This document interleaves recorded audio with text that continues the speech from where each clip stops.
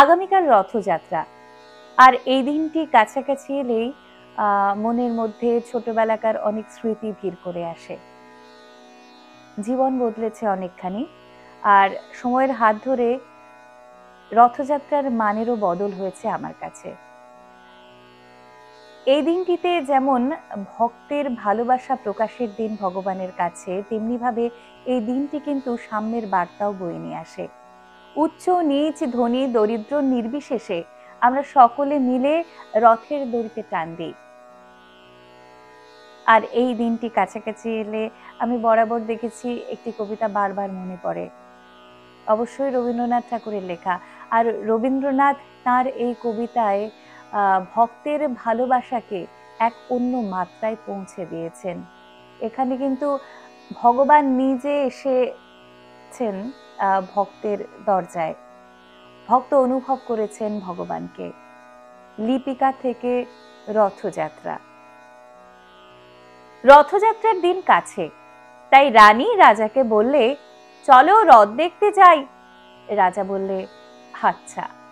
ঘোড়াশাল থেকে ঘোড়া বেরোলো, হাতিশাল থেকে হাতি। ময়ূরপঙ্খী যায় সারে সারে, আর বল্লম হাতে সারে সারে সেপাই সাধ্রী। দাসদাসী দলে দলে পিছে পিছে চলল। কেবল বাকি রইল একজন।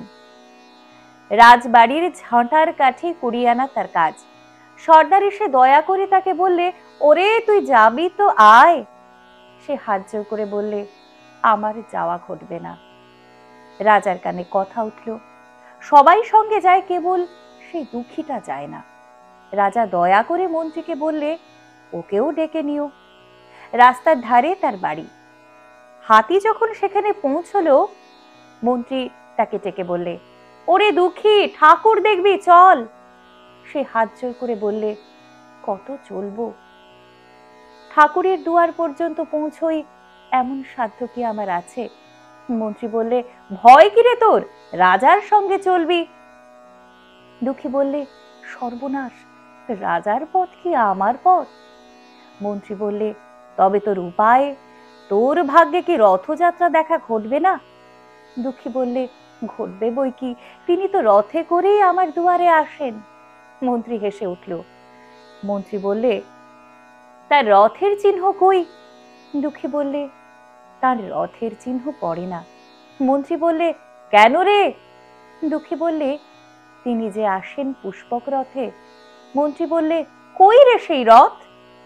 দুঃখী দেখিয়ে দিলে, তার দুয়ারের পাশে দুটি সূর্যমুখী ফুটে আছে।